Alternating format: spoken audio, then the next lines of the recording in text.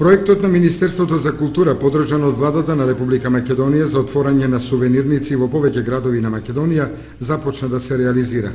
Минатата недела во Берово беше отворена сувенирница, осма поред од овој проект на владата, во кој ќе може да се набават сувенири од подрачјето, но и сувенири од Македонија, автентични на поднебјето од каде што потекнуваат. Во самата сувенирница, покрај уни туристички информативен пункт кај што може да се добијат и промотивни материјали, книги, брошури. Исто така имаме сувенири и налик на сите европски метрополи, кои што се направени во форма на приврзоци, на танирчиња, на наши објекти, на артефакти кои што може да се најдат овде во продажба. Објектот со целосна инфраструктура, внатрешна, со клима уред, со фискална каса и така натака, и затоа е целосно пуштен во употреба.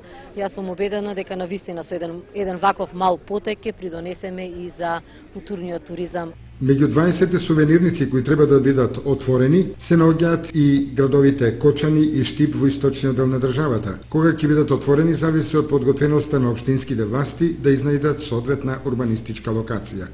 Јас се надевам дека како побрзо ќе добиваме од градоначалниците одобрение за поставување, нашите објекти се готови, така да ќе ги поставиме во останатите градови.